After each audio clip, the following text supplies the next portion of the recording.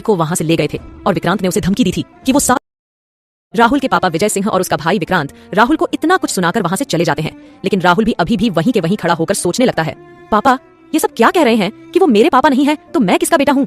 राहुल के मन में इस वक्त हजारों सवाल चल रहे हैं कि वो कौन है, विक्रांत और उसके पापा कौन है। और उन सभी सवालों के बारे में सोच सोच कर राहुल परेशान हो रहा है। अचानक उसे याद आया कि विक्रांत के गार्ड सावी को वहां से ले गए थे और विक्रांत ने उसे धमकी दी थी कि वो सावी के साथ भी वही सब करेगा जो वहां रह रही लड़कियों और औरतों के साथ करता है। और इतना सोचते ही राहुल को गुस्सा आ गया और वो गुस्से में अपने हाथों को उस जेल के लोहे के तारों पर जोर जोर से मारते हुए चिल्लाने लगा। राहुल चिल्लाते हुए बोला, मुझे यहाँ से बाहर निकालो, मुझे सावी के पास जाना है, छोड़ो मुझे, प्लीज मुझे बाहर निकालो, मुझे सावी को बचाना है। इधर महल में रामू काका सावी के कमरे में बैठे हुए सावी को याद करके लगातार रोए जा रहे हैं। उन्हें सावी की चिंता सताई जा रही है। रामू काका अपने माथे पर हाथ मारते हुए अपने आप से कहने लगे, क्यों मैंने सावी बिटिया को क्यों जाने दिया। मुझे पता था उस जंगल में राक्षस है, फिर भी मैंने सावी बिटिया को जाने दिया। अगर उसे कुछ हो गया तो, और उसके साथ साथ राहुल, उसको कुछ हो गया तो। रामू काका अपनी गर्दन झुकाकर लगातार रोए ही जा रहे थे कि तभी उनके कंधे पर किसी ने हाथ रखा। रामू काका ने जैसे ही ऊपर की ओर देखा, उनकी आंखें फटी की फटी रह गईं। उन्हें अपनी आंखों पर विश्वास ही नहीं हो रहा था, इसलिए वो तुरंत अपनी जगह से उठे और अपने आंसुओं को पोंछते हुए बोले, तुम यहाँ क्या कर रही हो और तुम ठीक हो गई साक्षी बिटिया। रामू काका के सामने साक्षी खड़ी है। ये वही साक्षी है जो एक दिन पहले कुछ अलग ही दिख रही थी, जिसके पूरे चेहरे पर बाल बिखरे हुए थे और जिसने अपनी सूरत को बिगाड़ रखा था। अब वही साक्षी पेशेंट ड्रेस में होने के बावजूद भी बहुत सुंदर दिख रही है। उसकी मोटी मोटी आंखें, नयन नक्श एकदम सावी के जैसा ही था, लेकिन फिर भी वो दिखने में सावी जैसी नहीं दिख रही है। साक्षी रामू काका को रोते हुए देखकर उनसे पूछती है, क्या हुआ रामू काका, आप ऐसे क्यों रो रहे हैं, और दीदी कहाँ है, मासा और पापा सा। इतना बोलते ही साक्षी वहीं के वहीं रुक जाती है और फिर पापा सा, मासा का नाम ले लेकर जोर जोर से चिल्लाते हुए रोने लगती है और रोते रोते जमीन पर गिर जाती है। रामू काका साक्षी को संभालते हुए बोलते हैं, चुप हो जा बिटिया, चुप हो जा। मैं जानता हूँ तुमने अपनी मासा और पापा सा को खोया है, लेकिन बिटिया इतनी ही तकलीफ सावी बिटिया ने भी उठाई है और अब तो मुझे डर है कि कहीं सावी को भी कुछ हो ना जाए। सावी के बारे में ऐसी बातें सुनते ही साक्षी ने अपने आंसू पोंछे और रामू काका से पूछा, क्या सावी दीदी को क्या हो गया काका सा, आप ऐसा क्यों बोल रहे हैं, कहाँ है दीदी और उनकी जान को किससे खतरा है। तभी साक्षी ने कुछ सोचा और सोचते हुए बोला, हाँ काका सा, जरूर विक्रम राणा सा ने कुछ किया होगा, है ना, कहीं उन्होंने ही तो सावी दीदी के साथ कुछ गलत।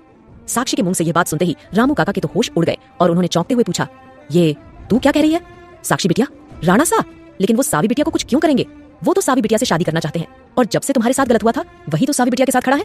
रामू काका के मुंह से ये बात सुनते ही साक्षी जोर से चिल्लाते हुए बोले, नहीं काका सा, वो आदमी दीदी के साथ नहीं बल्कि दीदी का सबसे बड़ा दुश्मन है। उसी की वजह से हमने अपने माँ और पापा सा को खो दिया और उसी की वजह से हमारे साथ गलत हुआ। साक्षी के मुंह से यह बात सुनते ही रामू काका की आंखें फटी की फटी रह गईं।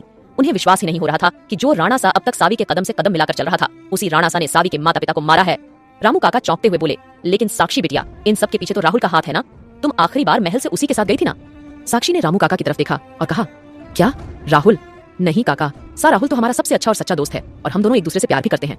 राहुल ने तो हमारे साथ गलत होने से रोका था, वो तो बेचारा बेहोश हो गया, नहीं तो हमें और पापा सा को कभी कुछ नहीं होने देता।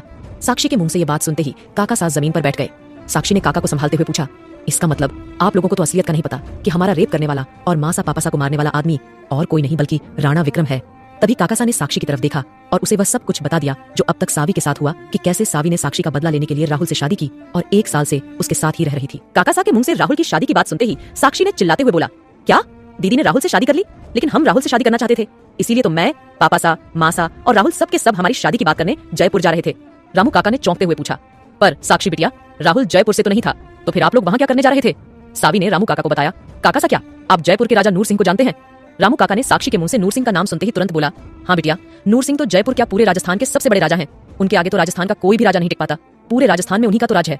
साक्षी ने रामू काका से कहा, हाँ रामू काका, जयपुर के राजा नूर सिंह और उनके 2 बेटे हैं। रामू काका ने कहा, बिटिया, नूर सिंह के 2 बेटे थे, लेकिन बहुत साल पहले उनके बड़े बेटे को किसी ने चुरा लिया था, उसके बाद से वो कहीं नहीं मिला, इसलिए आज के दिन वहाँ का पूरा राजकाज उनके छोटे बेटे मान सिंह ही संभालते हैं। साक्षी ने काका सा की बातों पर अपनी गर्दन हाँ में हिलाते हुए कहा, हाँ काका सा, उन लोगों को भी नहीं पता कि उनका बड़ा बेटा जिंदा है, इसीलिए पापा सा, माँ सा और मैं राहुल को वहीं लेकर जा रहे थे, उन लोगों को ये बताने कि उनका बड़ा बेटा उदय सिंह जिंदा है, तभी रास्ते में हमारे साथ। और इतना कहकर साक्षी जोर जोर से रोने लग जाती है। काका सा ने साक्षी को संभालते हुए पूछा, रास्ते में क्या बिटिया, रास्ते में क्या हुआ तुम्हारे साथ। साक्षी ने आगे बताया, रास्ते में हमें राणा सा मिल गया जो अपने साथ बहुत सारे गुंडे लेकर आया। उसने सबसे पहले मासा और पापा सा पर हमला किया, फिर जब राहुल ने उसे रोकने की कोशिश की तो उसने राहुल के सिर पर इतनी गहरी चोट मारी कि वो बेहोश होकर वहीं गिर गया, और उसके बाद उसने मेरे साथ। इतना कहकर साक्षी जोर जोर से रोने लगी। काका सा ने साक्षी को संभालते हुए अपने कंधे से लगा लिया और उसे शांत करते हुए कहा, चुप हो जा साक्षी बिटिया, हमें माफ कर दे, हमें पता ही नहीं चला कि तेरे साथ यह सब करने वाला इसी महल में रहता है, और पता नहीं यहाँ रहकर भी उसने तुझे कितना तड़पाया होगा। हम सबने तो कई बार उसके साथ तुझे अकेला भी छोड़ दिया था और उसके चक्कर में बेचारे राहुल को भी झेलना पड़ा। काका के मुंह से राहुल का नाम सुनते ही साक्षी ने पूछा, काका सा, आप लोगों ने राहुल के साथ क्या किया। काका सा ने साक्षी को बताया, बिटिया, तेरे साथ जब वहाँ वो हादसा हुआ था तो साक्षी बिटिया ने वहाँ राहुल को पाया और उसने सोचा कि राहुल ने ही तेरे साथ वह सब किया है, और फिर राणा सा ने भी सावी बिटिया के कान भर दिए और उन्हें कहा कि अंतिम बार तुम राहुल के साथ ही गई थी, इसलिए सावी बिटिया ने राहुल से बदला लेने की ठान ली। और फिर काकासा ने साक्षी को सभी बातें बता दी। उसके बाद साक्षी ने काका से पूछा, लेकिन काकासा अभी सावी दीदी और राहुल कहाँ हैं? मुझे दिखाई क्यों नहीं दे रहे? साक्षी के मुंह से इतनी बात सुनते ही अपने माथे पर हाथ मारते हुए रोने लगे और फिर रोते हुए बोले, बिटिया, सावी बिटिया तो उस जंगल में गई है जहाँ वह राक्षस रहता है और उसे बचाने के लिए उसके पीछे पीछे राहुल भी चला गया। काकासा ने साक्षी को सारी बातें बता दी। तभी साक्षी ने हड़बड़ाते हुए कहा, काकासा, हमें राहुल की खबर जयपुर तक भी पहुंचानी होगी। अगर यह खबर वहां तक पहुंच गई तो मुझे पूरा यकीन है कि राजा मानसिंह अपने भाई को बचाने के लिए पूरे जंगल को छान मारेंगे और उन्हें वहां से ढूंढ ही निकालेंगे। रामू काका ने तुरंत अपने दोनों हाथों से ताली बजाते हुए एक सैनिक को बुलाया और उसके कानों में कुछ बातें बताते हुए उसे जाने का इशारा किया और फिर वह सैनिक काकासा की बात सुनते ही वहां से तुरंत निकल गया। सैनिक के वहां से जाते ही साक्षी ने काकासा से कहा, मुझे लगता है काकासा, हमें यह काम खुद ही करना होगा। हमें खुद जाकर राजा नूर सिंह को सारी सच्चाई बतानी होगी, तभी वह हमारी मदद करेंगे।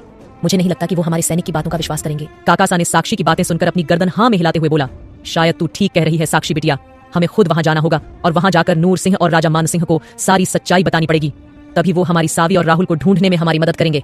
जैसे ही रामू काका और सावी वहां से निकलने लगते हैं, तभी वहां बहुत सारे सैनिक आकर उन्हें घेर लेते हैं और उनके आगे तलवार तानते हुए बोलते हैं, आप दोनों इस कमरे से बाहर नहीं जा सकते, ये हमारे राजा सा का हुक्म है। साक्षी और रामू काका चौंकते हुए उन सैनिकों की तरफ देखने लगे कि ये उन्हीं के सैनिक उन्हें कमरे से बाहर जाने के लिए क्यों रोक रहे हैं। काकासा ने सैनिकों से कहा, तुम लोगों की इतनी हिम्मत कि तुम हमें इस कमरे से बाहर जाने से रोको, और कौन हो? तुम लोगों का राजा जिसने हमें इस कमरे में बंद करने का आदेश दिया है। तभी उन सैनिकों में से एक सैनिक ने आगे बढ़कर काकासा के सीने पर तलवार लगाते हुए कहा, हमारे राणा विक्रमसा ने हमें आदेश दिया है कि हम आप लोगों को इस कमरे से बाहर नहीं जाने दें। अब क्या होगा साक्षी और रामू काका का? क्या वो जयपुर तक ये खबर पहुंचा पाएंगे कि उनका बेटा जिंदा है और किसी बड़ी मुसीबत में है? क्या राहुल को पता चल पाएगा कि वह कौन है? क्या राहुल सावी को बचा पाएगा? जानने के लिए मेरी कहानी का अगला भाग जरूर सुनिए। अगर कहानी अच्छी लगे तो लाइक और शेयर जरूर करें। धन्यवाद। विक्रम राणासा महल में धीरे धीरे उन सभी सिपाहियों को अपना बना रहा था जो सावी के पापा के वफादार थे, इसीलिए वो रोज महल आता था ताकि इस महल के सभी सिपाहियों को वह खरीद सके। काकासा और साक्षी ने देखा कि धीरे धीरे महल के लगभग सारे सिपाही वहां आ गए और उन सबने काकासा और साक्षी को बंदी बना लिया। थोड़ी देर बाद विक्रम राणासा भी वहां आ गए और साक्षी को देखते ही हंसने लगे। साक्षी उसे देखकर डर गई, रामू काका के पीछे जाकर छुप गई। साक्षी का ऐसा हाल देखकर काकासा को गुस्सा आ गया और उन्होंने गुस्से में जोर से चिल्लाते हुए कहा, तुम्हारी हिम्मत कैसे हुई हमें बंदी बनाने की? तुम्हें पता नहीं कि तुम्हारी क्या औकात है? सावी बिटिया ने तुझ जैसे मामूली सेनापति को अपना मंगेतर बनाया और तूने उसको ही धोखा दिया। और फिर इतना कहकर रामू काका ने विक्रम राणासा की शर्ट के कॉलर को दोनों हाथों से पकड़ते हुए कहा, तूने पहले साक्षी बिटिया के साथ गलत किया और फिर तूने हमारे राजा सा और रानी सा की हत्या कर दी। सावी बिटिया ने तुझ पर इतना भरोसा किया कि उसने अपने राज्य का कुछ हिस्सा तुझे ऐसे ही दे दिया। उसके बाद भी तूने, धिक्कार है तुझ जैसे इंसान पर। लेकिन विक्रम राणासा पर रामू काका की बातों का कोई असर नहीं हो रहा था, बल्कि वो तो रामू काका की बातें सुनकर जोर जोर से हंसने लगा। राणासा हंसते हुए बोला, हाँ, मैंने ही साक्षी का रेप किया और मैंने ही इसके माँ बाप को भी मारा और मैंने ही सावी के साथ प्यार का झूठा नाटक किया ताकि मैं उसके जरिए उसके राज्य को हड़प सकूं और उसके माँ बाप को ठिकाने लगा सकूं। इतना कहकर विक्रम जोर जोर से हंसने लगा और फिर हंसते हुए बोला, इतना ही नहीं, सावी के दिमाग में भी ये बात मैंने ही डाली कि राहुल ने उसकी बहन का रेप किया और उसके माँ बाप को मारा। उसको तो हमेशा लगता था कि उसकी बहन के साथ गलत राहुल ने किया, उसे क्या पता कि उसके साथ गलत उसी ने किया था जिससे वो बहुत प्यार करती थी। विक्रम राणासा की बातें सुनते ही काकासा ने गुस्से में चिल्लाते हुए कहा, अरे मूर्ख, तुझे लगता है कि सावी बिटिया तुझसे प्यार करती है, लेकिन सच तो ये है कि सावी बिटिया तुझसे नहीं बल्कि राहुल से प्यार करती है। भले ही उसने राहुल से शादी बदला लेने के लिए की थी, लेकिन अब वो राहुल से बहुत प्यार करती है। इतना ही नहीं, राहुल भी उससे बहुत प्यार करता है। तभी विक्रम राणासा ने गुस्से में चिल्लाते हुए काकासा से कहा, अबे बुढ़े, क्या फर्क पड़ता है कि सावी राहुल से प्यार करती है या राहुल सावी से प्यार करता है? फर्क तो इस बात से पड़ता है कि वो दोनों वहां से लौट कर कभी नहीं आ सकते। विक्रांत उन्हें वापस आने ही नहीं देगा। विक्रम के मुंह से विक्रांत का नाम सुनते ही काकासा और साक्षी दोनों चौंक गए और काकासा ने विक्रम को गुस्से भरी नजरों से देखते हुए पूछा, विक्रांत, ये कौन है और तुम्हें कैसे पता कि विक्रांत उन्हें आने नहीं देगा? इसका मतलब तुम जानते थे कि सावी किसी मुसीबत में फंसने जा रही है? काकासा की बात सुनते ही विक्रम राणा जोर जोर से हंसने लगा और हंसते हुए बोला, तू मुझे मूर्ख कह रहा था ना बुढ़े? अरे मूर्ख तो तुम लोग हो जिनको हम भाइयों ने उल्लू बना दिया और तुम सभी में से किसी को कानो कान खबर नहीं हुई। और तुम्हारी सावी बिटिया किसी मुसीबत में फंसी नहीं, बल्कि हमने उसे और उसके राहुल को अपने जाल में फंसाया है। विक्रम की यह बात सुनते ही काकासा गुस्से में उबलते हुए उसके बिल्कुल पास आए और उसे एक झन्नाटेदार चांटा जड़ दिया। फिर रामू काका ने चिल्लाते हुए बोला, तुम जैसा नीच और कमीना आदमी मैंने अपनी जिंदगी में नहीं देखा। जिस थाली खाया उसी थाली छेद किया। अरे क्या कुछ नहीं किया सावी बिटिया ने तेरे लिए और तूने उसे ही मुसीबत में फंसा दिया। अरे तू तो इंसान नहीं, जानवर है, जानवर। काकासा के इतना बोलते ही विक्रम राणासा गुस्से की आग में उबलने लगा और उसने अपनी तलवार निकालकर तुरंत काकासा का सिर धड़ से अलग कर दिया और उनकी हत्या कर दी। रामू काका की हत्या होते ही साक्षी जोर जोर से रोने लगी और काकासा के धड़ के पास जाकर बैठ गई। तभी विक्रम ने इशारा किया और कुछ सिपाही साक्षी के पास आए और उसे वहां से पकड़कर खड़ा कर दिया। फिर कुछ सिपाहियों ने वहां से काकासा की लाश को उठाया और उस जगह को तुरंत साफ कर दिया। साक्षी काकासा का नाम लेकर लगातार रोए जा रही है। तभी विक्रम उसके पास आया और उसे जबरदस्ती अपनी बाहों में खींचते हुए बोला, अरे मेरी जान, तुम क्यों रो रही हो? वो बुढ़ा मर गया तो क्या हुआ, मैं तो हूं ना तुम्हारे पास। इतना कहकर विक्रम राणासा ने साक्षी को अपनी बाहों में कसकर जकड़ लिया। साक्षी ने उससे अपने आप को छुड़ाते हुए बोला, छोड़ो, मुझे जाने दो, तुम हत्यारे हो, तुमने मेरे काकासा को मार दिया। विक्रम ने साक्षी की कमर को कसकर पकड़ा, फिर उसे अपनी ओर खींचते हुए उसकी गर्दन पर अपने होठों से चूमते हुए बोला, आहा साक्षी, तू आज भी वैसी ही है जैसी उस दिन थी, एकदम प्यारी मन करता है तुम्हें कच्चा चबा जाऊं। विक्रम इसके आगे कुछ भी बोलता हूँ उससे पहले ही साक्षी ने उसे धक्का देते हुए एक जोरदार चांटा मारा और उसे अपने आप को छुड़ाते हुए बोली, नीच कमीने, पहले तो तूने मुझसे मेरे माँ पापा को छीन लिया और अब तूने मेरे काका सा को भी मार दिया। इसकी सजा तुम्हें भुगतनी पड़ेगी। सावी दीदी तुम्हें छोड़ेंगे नहीं। साक्षी की बात सुनते ही राणा सा जोर जोर से हंसने लगा और हंसते हुए बोला, क्या सावी दीदी? अरे तुम्हारी सावी दीदी तो अब चाहकर भी यहाँ कभी वापस नहीं आ पाएंगी। और तुम्हारा आशिक राहुल, उसे तो सावी के अलावा कुछ याद ही नहीं रहा। साक्षी ने फिर से चिल्लाते हुए कहा, राहुल मेरा हो या फिर सावी दीदी का मुझे फर्क नहीं पड़ता, वो बस ठीक है और मेरी सारी दीदी के साथ है, तो मुझे पूरा यकीन है कि वो मेरी दीदी को भी बचा लेगा और खुद भी वहां से आ जाएगा। तभी राणा सा उसकी बात सुनकर जोर जोर से हंसने लगा और हंसते हुए बोला, अच्छा तो तू अपनी बहन के लिए अपने प्यार को भी दांव पर लगा देगी, अपने प्यार को अपनी बहन को सौंप देगी। देखो साक्षी, मेरे पास अभी बहुत सारी प्रॉपर्टी आने वाली है, तू छोड़ अपनी बहन को और उस राहुल को और मुझसे शादी कर ले, तुझे मैं रानी बनाकर रखूंगा। तभी साक्षी ने उसे ताना देते हुए कहा, मेरे पापा सा का राज्य हड़प कर तुम मुझे उसी राज्य की धौंस दिखा रहे हो जिस आदमी ने मेरी पूरी जिंदगी बर्बाद कर दी, मेरे माँ पापा और काका सा सबको मार दिया। उस आदमी से मैं शादी करूंगी और उसकी रानी बनकर रहूंगी। तुमने ये सोच भी कैसे लिया? तुम जैसे घटिया आदमी से मैं शादी तो क्या, तुम्हारी तरफ तो मैं थूकना भी पसंद नहीं करूंगी। साक्षी की बात सुनते ही विक्रम को गुस्सा आ गया और उसने गुस्से में आकर बोला, तू कौन होती है मुझ पर थूकने वाली? अरे मैंने तुम्हें इस लायक छोड़ा ही नहीं कि तुम्हारी तरफ कोई लड़का देख भी सके, लेकिन मुझे लगता है तुम्हारी अकड़ अभी भी बाकी है और मुझे अब तुम्हारी सारी अकड़ निकालनी होगी। इतना कहते ही विक्रम साक्षी पर एक राक्षस बनकर टूट पड़ा। साक्षी उससे अपने आप को छुड़ाने की बार बार कोशिश कर रही थी, लेकिन हर बार अपनी कोशिशों में नाकामयाब हो रही थी। विक्रम ने जैसे ही साक्षी की ड्रेस को फाड़ने के लिए उसके गले पर हाथ डाला, तभी उसे किसी की रौबदार आवाज आई, रुक जा कमीने, वरना तुझे यही की यही मार डालूंगा।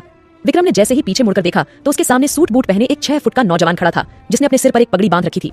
उसकी बड़ी बड़ी आंखें, खड़ी सी नाक, गोल चेहरा और उसके गालों पर पड़ते डिंपल एकदम सुंदर दिख रहे हैं। उसके चेहरे से ही उसका रुतबा साफ झलक रहा है। ये जयपुर के राजा नूर सिंह के छोटे बेटे मान सिंह खड़े हैं। नूर सिंह जयपुर के राजा ही नहीं बल्कि उनकी हुकूमत पूरे राजस्थान में है। इनके आगे खड़े होने की हिम्मत न किसी राजा में है और न ही किसी आम इंसान में। मान सिंह को अपने सामने देख विक्रम बुरी तरह से डर गया।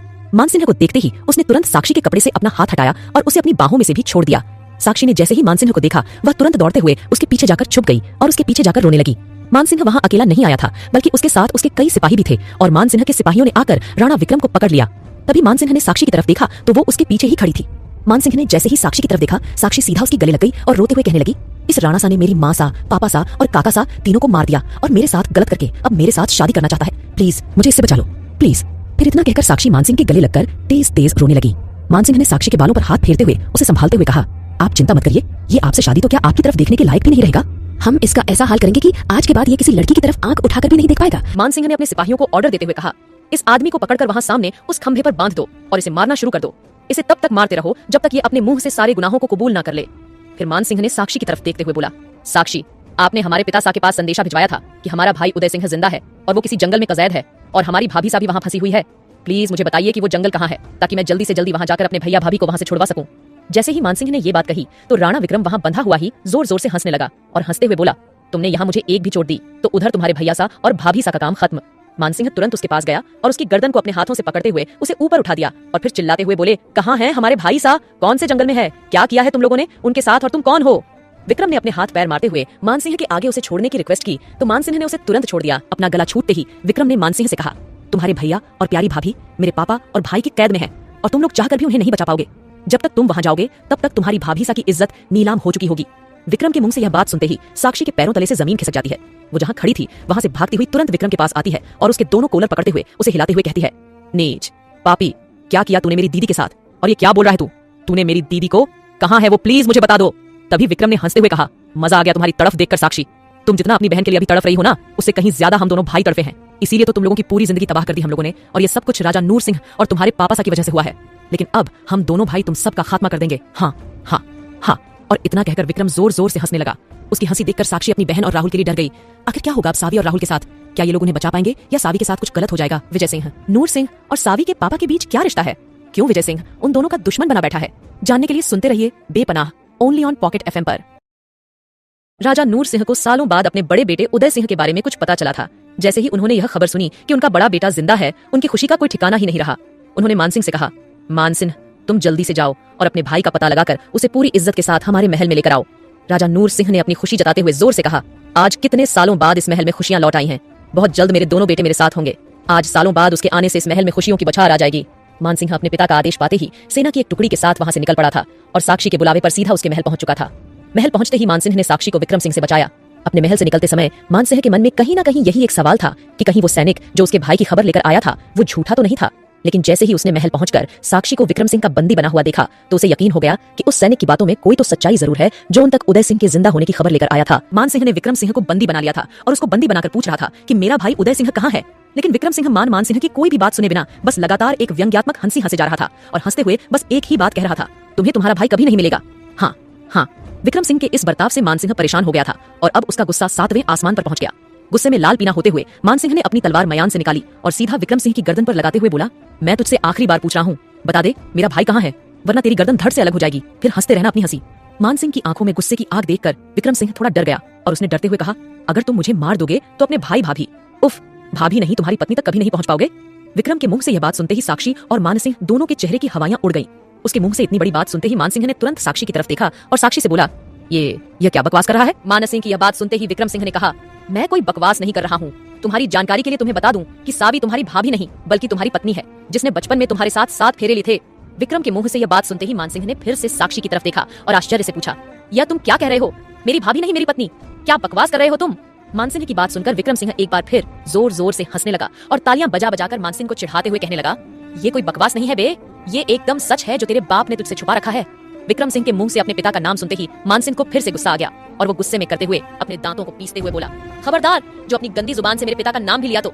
और हाँ, अब मैं सच कह रहा हूँ विक्रम सिंह, या तो तू बता दे कि मेरा भाई कहाँ है, वरना तुझे जन्नत की सैर करा दूंगा। और इतना कहते ही मान सिंह विक्रम सिंह की गर्दन पर अपनी तलवार घुसाते हुए जख्म करने लगा, जिसकी तड़प से विक्रम सिंह की चीख उठा। दर्द से चिल्लाते हुए विक्रम सिंह बोला, अबे साले, यहाँ इकलौता में ही हूँ जो तेरे भाई के बारे में जानता हूँ। अगर मुझे कुछ हो गया तो तू कभी नहीं जान पाएगा कि तेरा प्यारा भाई उदय सिंह कहाँ है। विक्रम सिंह के ऐसा कहते ही साक्षी तुरंत उदय सिंह के पास आई और उसके कंधे पर हाथ रखते हुए बोली, प्लीज शांत हो जाओ, वरना हम मेरी दीदी सावी और आपके भाई उदय सिंह के बारे में कभी नहीं जान पाएंगे। साक्षी के मुंह से उदय सिंह का नाम सुनते ही जैसे मान सिंह को होश सा आ गया और उसने अपनी तलवार को विक्रम की गर्दन से हटाकर थोड़ा पीछे खींच लिया। अब उसका गुस्सा शांत हो गया था। मान सिंह ने साक्षी की बात मान ली थी और चुपचाप शांति से विक्रम सिंह के सामने बैठ गया। फिर उसके कंधे पर हाथ रखते हुए प्यार से बोला, देखिए प्लीज हमें बता दीजिए कि हमारे भाई सा कहाँ है और उनको किससे खतरा है। मान सिंह के इतने प्यार से बात करते ही विक्रम सिंह ने उसकी आंखों में देखते हुए कहा, ठीक है मैं बता दूंगा, सब बता दूंगा, लेकिन उसके लिए तुम्हें एक बार मुझे मेरी बुआ सा से मिलवाना होगा ताकि मैं उनके के पापों का उनसे हिसाब मांग सकूं। मान सिंह को विक्रम सिंह की बातें समझ नहीं आई तो उसने आश्चर्य से पूछते हुए कहा, कौन बुआ सा और किसकी बुआ सा, आखिर तुम किसके बारे में बात कर रहे हो, मुझे कुछ समझ नहीं आ रहा है। विक्रम सिंह के चेहरे पर हल्का सा दुख का भाव दिखा और फिर उसने दुखी भाव से मुस्कुराते हुए कहा, बुआ सा, चांदनी बुआ सा, आपकी माँ सा, जिनकी वजह से आज हम ऐसे हालात में हैं, जिन्होंने हम दोनों भाइयों को एक मुजरिम बना दिया। विक्रम सिंह के चेहरे को देखकर अब कोई नहीं कह सकता कि यह वही आदमी है जिसने थोड़ी देर पहले किसी आदमी का कत्ल किया था, बल्कि उसके चेहरे को देखकर लग रहा था यह वह चेहरा है जो किसी के जुल्मों का शिकार है। विक्रम सिंह आखिर मान सिंह की माँ सा से क्यों मिलना चाह रहा था? क्या उसकी माँ ने उनके साथ कुछ गलत किया था? क्या सावी मान सिंह की पत्नी थी? क्या है उनके अतीत का काला सच? जानने के लिए कहानी का अगला भाग जरूर सुनिए। कहानी अच्छी लगी तो लाइक करें। साक्षी और मान सिंह दोनों को विक्रम सिंह की बातों पर विश्वास नहीं हो रहा था। विक्रम सिंह की बातें सुनकर साक्षी ने मान सिंह की तरफ देखा और उनसे पूछते हुए बोली, ये चांदनी कौन है और ये आपकी मासा का नाम क्यों ले रहा है? क्या चांदनी आपकी मासा का नाम है और वो इस विक्रम की बुआ सा है? मान सिंह ने साक्षी की तरफ देखते हुए अपनी गर्दन को नामे हिलाया और बोला, मुझे इन सब के बारे में कुछ नहीं पता। हाँ, चांदनी मेरी मासा का नाम है, लेकिन ये नाम तो पापा सा के अलावा कोई नहीं जानता, तो फिर इसको कैसे पता कि चांदनी मेरी माता का नाम है और वो इसकी बुआ सा कैसे हुई? मान सिंह के मुंह से यह बात सुनते ही विक्रम ने जोर से कहा, तुम्हें कैसे पता होगा कि मैं उनको कैसे जानता हूँ और वह मुझे कैसे जानती है? तुम्हारी माँ ने तो आज तक तुम्हें कभी कुछ नहीं बताया होगा, क्यों बताएंगी? अपने हाथों से इतना बड़ा पाप करने के बाद आखिर ऐसा कौन सी औरत है जो अपने पापों का पश्चाताप अपने बेटे के सामने करेंगी?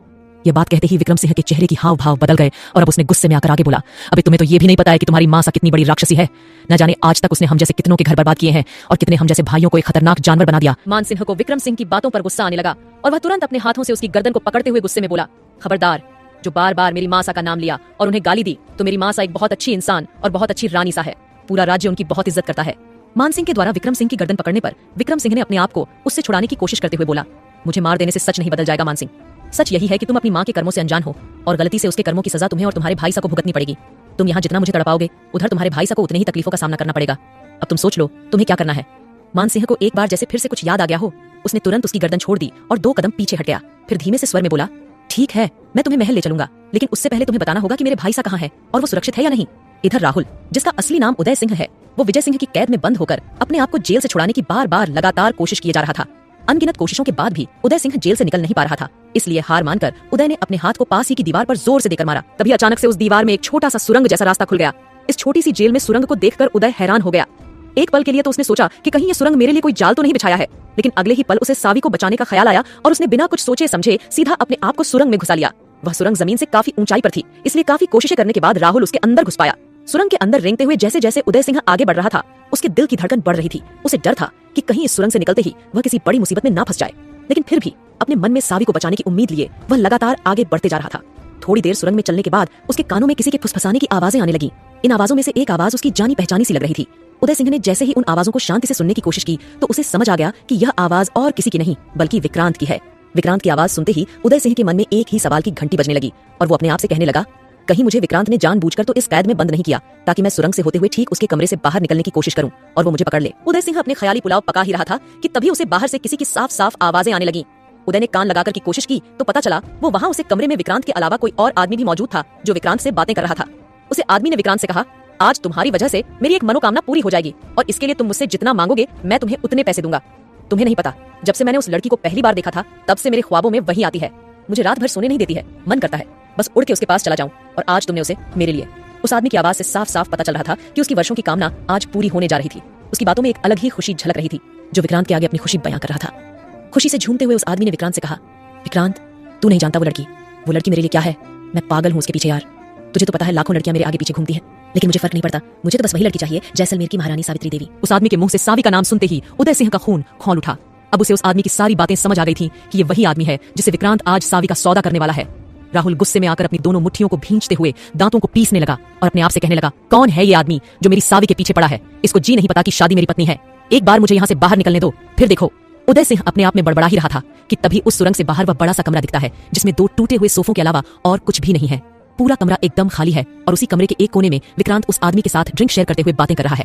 ये आदमी लंबा चौड़ा और 24 साल का यंग लड़का है जो दिखने में हैंडसम, गोरा और उस पर हवा में उड़ती हुई उसकी काली जुल्फे उसके चेहरे को 4 चांद लगा रही हैं। देखने में वह लड़का किसी हीरो के जैसा दिख रहा है। यह लड़का उदय सिंह और मान सिंह दोनों के मुकाबले बहुत ही हैंडसम है। वह लड़का विक्रांत सिंह के साथ अपनी ड्रिंक शेयर करते हुए बोलता है, आज तुम्हारी वजह से मैं सावी से शादी कर पाऊंगा, फिर वो मेरी होगी और मैं उसका। फिर हम दोनों को एक दूसरे से वो राहुल भी अलग नहीं कर पाएगा। उसकी बात को बीच में काटते हुए विक्रांत ने कहा, राहुल अरे उसकी तो बात ही मत करो। उसको तो आज तक यही नहीं पता है कि जिस सावी को वो पत्नी पत्नी करता घूमता है उससे तो उसकी कभी शादी ही नहीं हुई है, बेवकूफ कहीं का। और इतना कहकर विक्रांत उस लड़के के साथ मिलकर ठहाके मारकर हंसने लगा। हाँ हाँ हाँ, क्या सच में राहुल और सावी की कभी शादी ही नहीं हुई थी? आखिर यह आदमी कौन है जो सावी के लिए दीवाना है? क्या राहुल समय रहते सावी को इस आदमी से बचा पाएगा? क्या मान सिंह अपने भाई को विजय सिंह की कैद से आजाद कर पाएगा? उनके अतीत की गुत्थी सुलझाने और सावी, उदय सिंह और मान सिंह के साथ आगे क्या होना है जानने के लिए आप कहानी के आगे का भाग जरूर सुनिए। कहानी अच्छी लगे तो लाइक करें। विक्रांत ने आगे उस लड़के से हंसते हुए कहा, तुम्हें पता है राहुल एक नंबर का बेवकूफ कैसे है? उस लड़के ने पूछा, कैसे? विक्रांत ने कहा, वो इसलिए कि सावी ने पिछले 1 साल से उसको उल्लू बना रखा है और उसको पता ही नहीं कि वो उसको बेवकूफ बना रही है। उस लड़के के चेहरे पर आश्चर्य का भाव था। उसने हैरान होते हुए पूछा, क्या क्या कह रहे हो तुम? सावी राहुल को बुद्धू बना रही है, लेकिन कैसे? विक्रांत ने हंसते हुए कहा, तुम्हें पता है सावी मेरे भाई विक्रम की मंगेतर है। आज से 1 साल पहले ही उन दोनों ने सगाई कर ली थी, लेकिन फिर कुछ ऐसा हुआ कि ना चाहते हुए भी उसे राहुल की पत्नी बनकर रहना पड़ा। उस लड़के ने आश्चर्य से पूछा, ऐसा क्या हुआ था जो सावी को उसकी पत्नी बनकर रहना पड़ा? विक्रांत ने कहा, 1 साल पहले की बात है।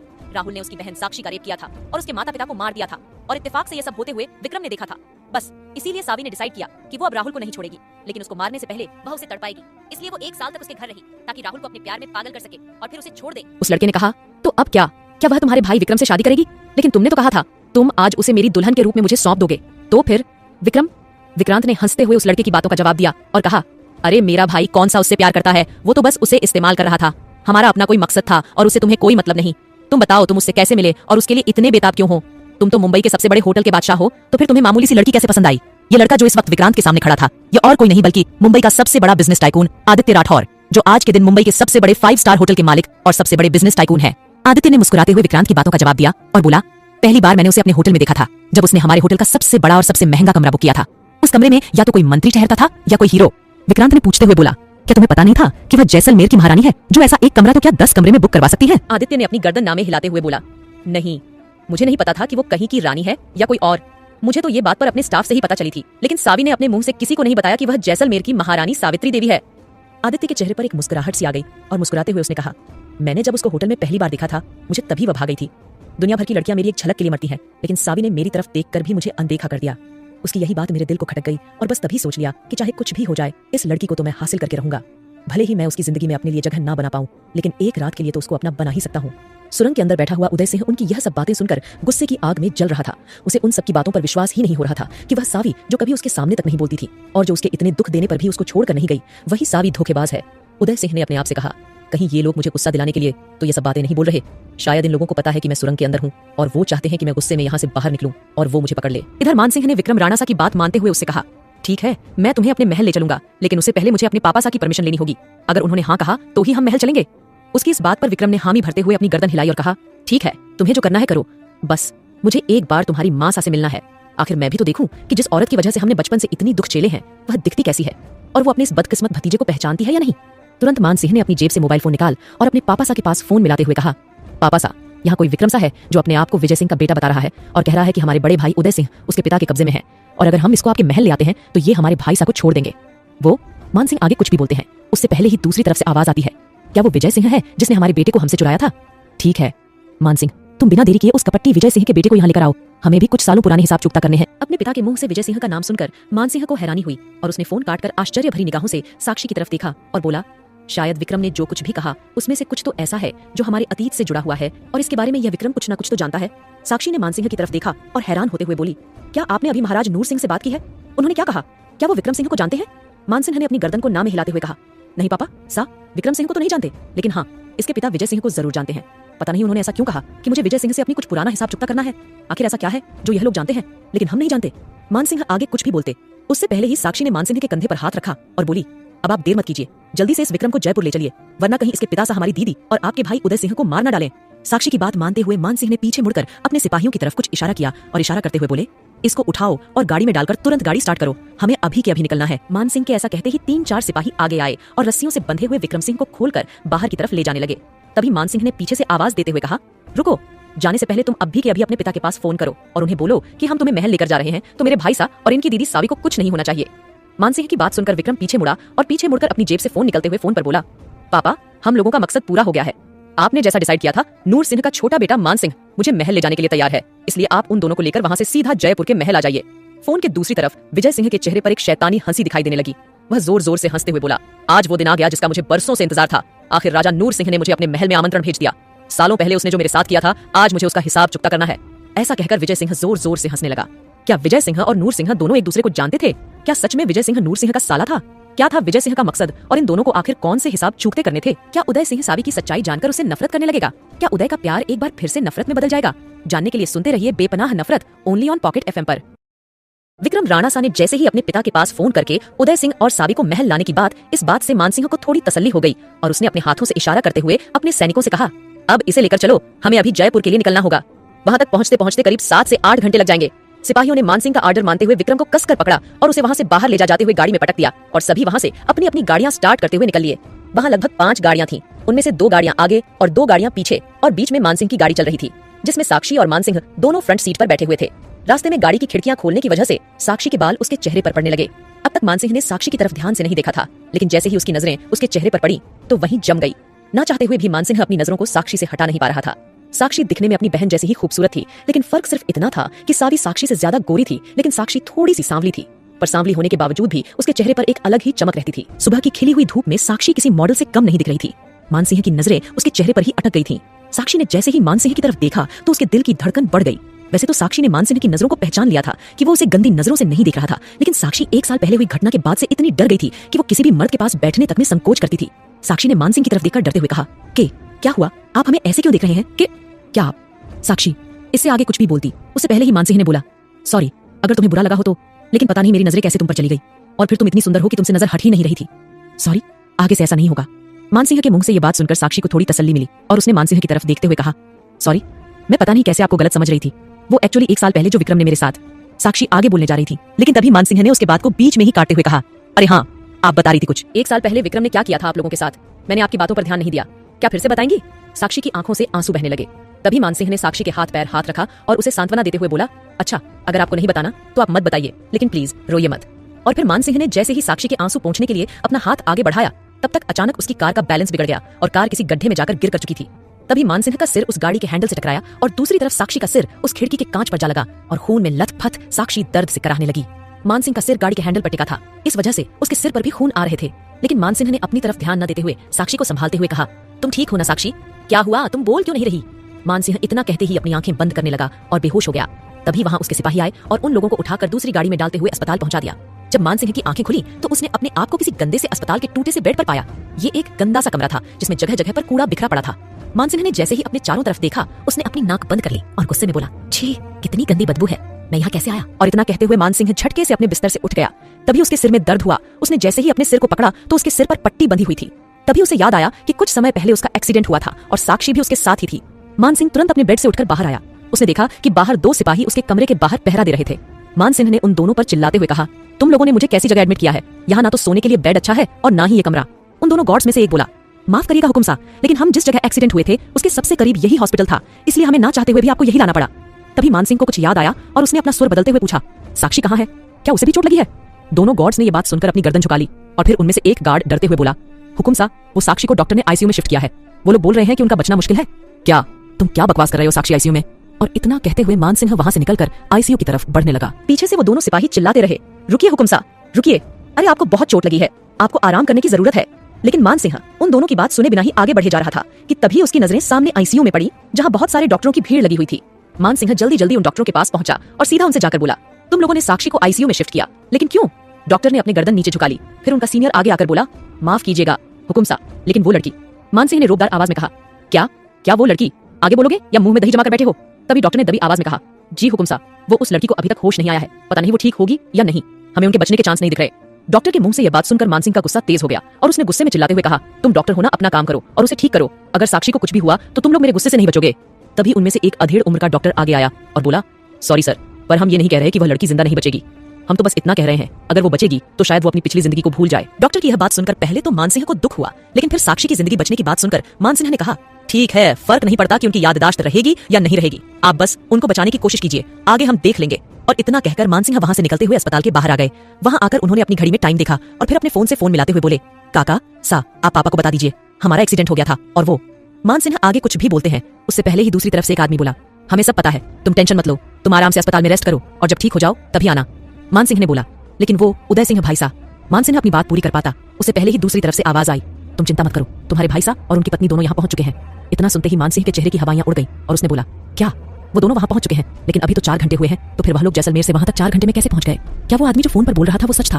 क्या सच में उदय सिंह और सावी सुरक्षित जयपुर पहुंच चुके थे? क्या साक्षी अपनी याददाश्त खो देगी? क्या सावी साक्षी की सच्चाई कभी नहीं जान पाएगी? जानने के लिए कहानी का अगला भाग जरूर सुनिए। मान सिंह उस आदमी की बात सुनकर आश्चर्यचकित रह गया। उसे विश्वास ही नहीं हो रहा था वो लोग जैसलमेर से जयपुर इतनी जल्दी कैसे पहुंच गए, जबकि जैसलमेर के महल से चलने से पहले उसने सभी एयरलाइंस के पास फोन करके कंफर्म किया था कि आज वहां से कोई भी फ्लाइट नहीं जा रही थी। अगर वो लोग फ्लाइट में नहीं गए तो फिर 4 घंटे में जैसलमेर से जयपुर कैसे पहुंच गए? यह सब सोच सोच कर मान सिंह हैरान परेशान फोन पर बोला, काका सा, आज तो कोई भी फ्लाइट भी नहीं थी, तो फिर वो लोग इतनी जल्दी कैसे पहुंच गए? How can it possible? लेकिन फोन के दूसरी तरफ से कोई आवाज नहीं आई तो मान सिंह ने अपने कान से हटाकर फोन की तरफ देखा। उसने देखा कि उसका फोन कट चुका था। मान सिंह ने दोबारा फोन मिलाने की कोशिश की, लेकिन बार बार फोन नहीं जा रहा था। गुस्से में झुंझलाते हुए मान सिंह ने बोला, ओह, ये नेटवर्क प्रॉब्लम जब देखो तब नेटवर्क प्रॉब्लम होती रहती है, अब क्या करूं? मैं कैसे पता करूं कि वो लोग 4 घंटे में कैसे पहुंच गए? आई डोंट नो, लेकिन अब मुझे जल्दी से जल्दी महल पहुंचना होगा। लेकिन साक्षी। और इतना कहकर मान सिंह फिर से हॉस्पिटल के अंदर आता है और डॉक्टर के पास आकर बोलता है, एक्सक्यूज मी, यहाँ आपका सीनियर कौन है? इनमें से एक नर्स आगे आते हुए बोलती है, सर, हमारे सीनियर डॉक्टर यहाँ नहीं है, वो जा चुके हैं। नर्स की बात सुनते ही मान सिंह लाल पीला होते हुए बोला, क्या डॉक्टर चले गए? उन्हें पता नहीं साक्षी किस हाल में है, अपने मरीज को ऐसे हाल में छोड़कर कोई डॉक्टर कैसे जा सकता है? नर्स ने सिर झुकाते हुए बोला, देखिए सर, डॉक्टर अपना काम करके ही गए हैं, उन्होंने साक्षी जी को दवाइयां दे दी हैं, अब दवाइयां अपना काम धीरे धीरे करेंगी। मान सिंह ऊंची आवाज करते हुए बोला, और कब होगा आपका ये धीरे धीरे, जरा बता सकते हैं आप? नर्स मान सिंह की बात समझ गई और शांति से बोली, माफ कीजिएगा सर, लेकिन साक्षी मैडम को होश आने को तो आज भी आ सकता है, लेकिन न आए तो 1 महीना, 6 महीने या 1 साल का समय भी लग सकता। मान सिंह ऊंची आवाज करते हुए बोला, क्या 1 साल नहीं, मैं इतना इंतजार नहीं कर सकता। आप लोग एक काम कीजिए, मेरे लिए एम्बुलेंस रेडी कीजिए, मैं साक्षी को उसमें लेकर जयपुर के नहीं निकलता हूँ, वहाँ बड़े से बड़े अस्पताल में उसका इलाज करवाऊंगा और वो वहाँ ठीक हो जाएंगी। नर्स मान सिंह की बात सुनते ही थोड़ी आवाज ऊंची करके बोली, लेकिन सर, हम ऐसी हालत में अपने पेशेंट को नहीं जाने दे सकते, आपको पता है। इससे आगे वो कुछ भी बोलती उससे पहले ही वहाँ एक डॉक्टर आया और उसने मान सिंह से सर झुकाकर कहा, ठीक है सर, हम एम्बुलेंस का इंतजाम कर देते हैं, आप इनको अपने साथ ले जा सकते हैं। डॉक्टर से यह बात सुनते हुए मान सिंह के दिल को तसल्ली हुई और मान सिंह ने उनसे कहा, ठीक है, आप लोग सारे डॉक्यूमेंट रेडी करके साक्षी को एम्बुलेंस में डाल दीजिए, तब तक मैं निकालने की तैयारी करता हूँ। और इतना कहकर मान सिंह दूसरी तरफ और अपने गार्ड से पूछा, विक्रम कहाँ है? मुझे उसे जरूरी बात करनी है, अभी के अभी। मान सिंह की बात मानते ही दोनों गार्ड्स मान सिंह के आगे आगे चल पड़े। मान सिंह उनके पीछे चलते हुए विक्रम की गाड़ी तक पहुंचा। वहां पहुंचते ही उसने सभी गार्ड्स को दूर हटा दिया और विक्रम को एक जोरदार छांटा लगाते हुए बोला, तुमने तो कहा था कि तुम्हारे पिता विजय सिंह ने मेरे भाई साहब को जैसलमेर के किसी जंगल में कैद करके रखा है, तो फिर वो लोग वहां से इतनी जल्दी कैसे पहुंच गए? विक्रम मान सिंह से जोरदार तमाचा खाकर अपने गाल को सहलाने लगा और गुस्से में मान सिंह की तरफ देखते हुए बोला, देखो, तुम अगर मुझे मारोगे तो मैं पापा साहब को बोल दूंगा, फिर वो तुम्हारे भाई सा को मार देंगे। और मैंने झूठ नहीं कहा था, वो जैसलमेर के किसी जंगल में थे। विक्रम के मुंह से यह बात सुनते ही मान सिंह एक बार फिर से सोच में पड़ गया। उसे अब भी यकीन नहीं हो रहा था कि वो लोग जैसलमेर से इतनी जल्दी वहां कैसे पहुंच गए, क्योंकि यह संभव ही नहीं था।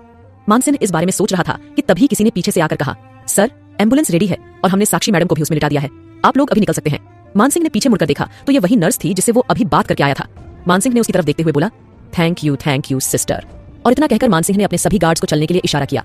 सभी गार्ड्स उसका इशारा समझते हुए अपनी अपनी गाड़ियों में बैठने लगे और सभी लोग जैसलमेर के लिए रवाना हो गए। मान सिंह साक्षी के साथ एम्बुलेंस में बैठ गया और पूरे रास्ते बस यही बात सोचता रहा कि बिना किसी फ्लाइट के कोई इतनी जल्दी कैसे पहुंच सकता है। कुछ ही घंटे में ये लोग जयपुर के महल की सीमा पर पहुंच गए थे। जयपुर का महल पहाड़ियों के ऊपर था और इन पहाड़ों के आगे एक नदी बह रही थी जो इस महल की सुंदरता को चार चांद लगा रही थी। विक्रम ने जैसे ही इस महल की तरफ देखा उसकी आंखें फटी की फटी रह गईं। महल की सुंदरता को देखते हुए विक्रम से चुप नहीं रहा गया और उसने जोर से बोला, वाह क्या सुंदर महल है यार, ये जयपुर का महल इतना खूबसूरत है, मुझे नहीं पता था इस बात का। तभी उनमें से एक गार्ड ने उसका मजाक उड़ाते हुए बोला, अरे अभी तो हमारा महल शुरू भी नहीं हुआ है और तुम्हारी आंखें अभी से फट गई, जब तुम अंदर जाओगे तब तुम्हारा क्या हाल होगा, तुम सोच भी नहीं सकते हमारा महल अंदर से कितना ज्यादा सुंदर है। और इतना कहकर वह गार्ड जोर जोर से हंसने लगा। उसके साथ बैठे हुए दो और गार्ड्स भी उसका साथ देते हुए दांत दिखाने लगे।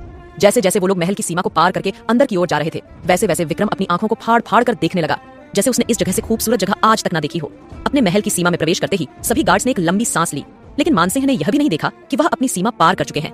वो तो पूरे रास्ते बस एक ही सोच में था कि वो लोग इतनी जल्दी इतना लंबा सफर इतने कम समय में कैसे पार करके आ सकते हैं। कहीं वो लोग, ओ नो, अरे नहीं। अचानक मान सिंह के जहन में एक ख्याल आया और उसने अपने आप से कहा, कहीं ये लोग कोई सुरंग के रास्ते से तो नहीं आए। इतना सोचते ही मान सिंह के चेहरे पर बहुत घबराहट आ गई। उसने फिर से घबराते हुए अपने आप से कहा, अगर ये सच हुआ तो हमारा राज्य बहुत बड़ी मुसीबत में है, मुझे पहुंचते ही पापा सा को सब बताना होगा। क्या मान सिंह जो सोच रहा था वो सच था या वो लोग पहले से ही महल के आसपास रह रहे थे? क्या साक्षी को होश आएगा और वह सावी को कभी अपना अतीत बता पाएगी? क्या होगा अब सावी